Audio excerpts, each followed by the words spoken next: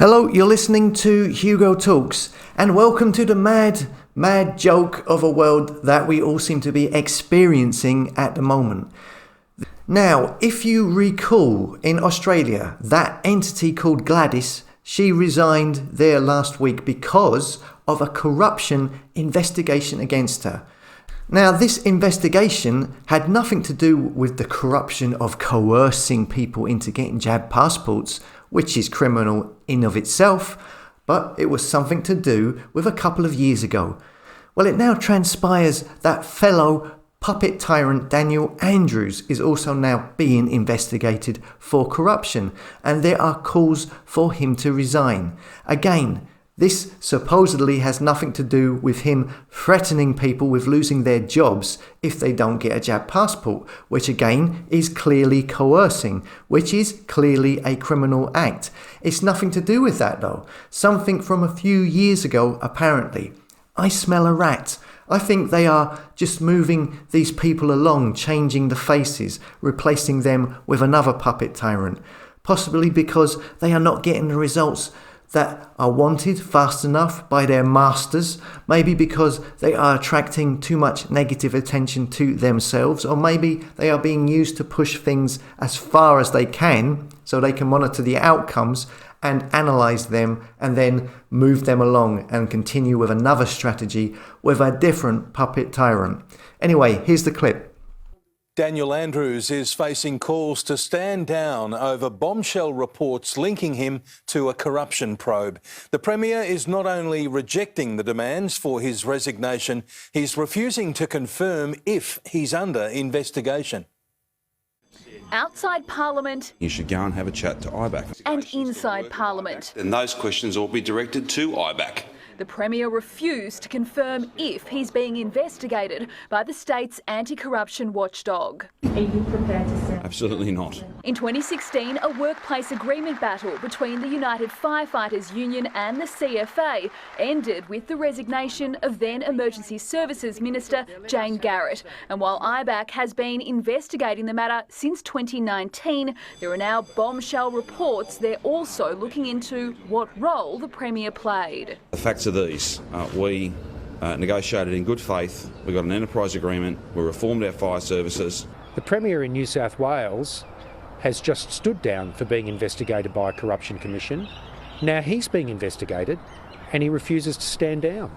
Gladys Berejiklian returned to work today, her electorate office a shrine to the former Premier. I just want to say again a big thank you to everybody. It's been an enormous comfort to know people care.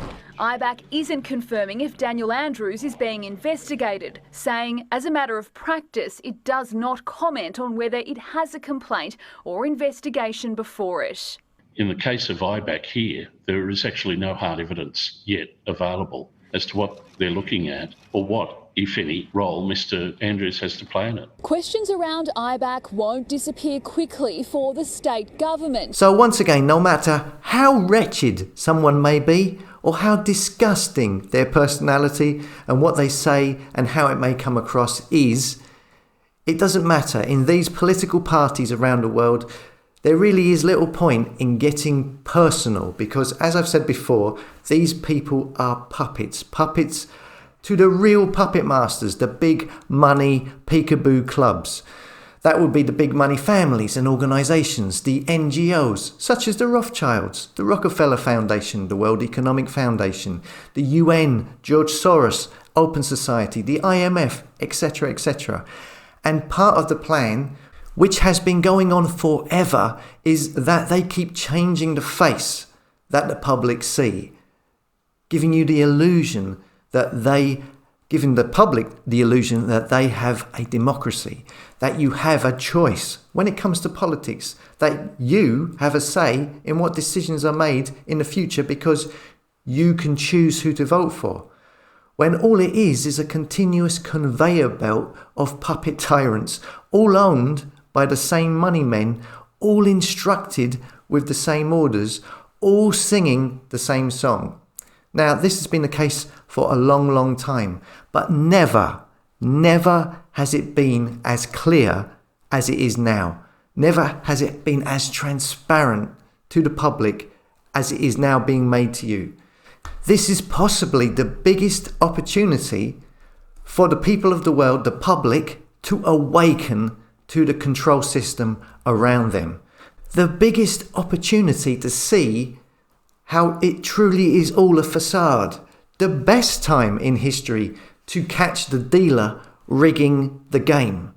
For people to awaken to how the world is run by a network of super rich families and organizations, and how their control has now become so dominant right now at this point in time that they now feel they have the opportunity to enslave people in a digital prison.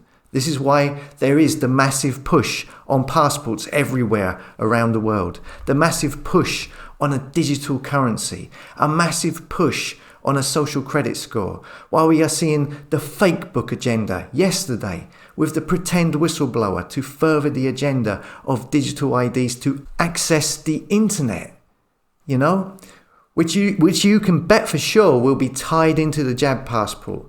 They want you under lock and key. But here's the thing, by doing this, by orchestrating this massive push of digital tyranny, by all of these puppet tyrants in all of these different individual governments in different countries all across the world, all at the same time, by doing this, it's clear to see that the facade of democracy is a complete load of nonsense, because they are doing the same thing at the same time. It's obvious that they are all controlled by the big money peekaboo club, as mentioned earlier. That's why I believe they will chop and change the faces that you're seeing now, the ones that are telling you to do this and telling you to do that. They'll change them to confuse and muddy the waters, because they don't want you to see that a small group of incredibly rich people control what is going on around the world.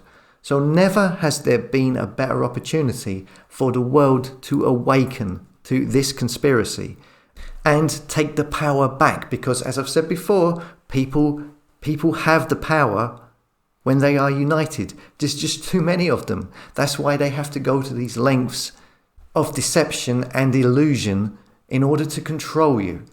As always, thanks for listening. Come and subscribe to the tribe at hugotalks.com, a place for like-minded souls who don't follow the fake stream media.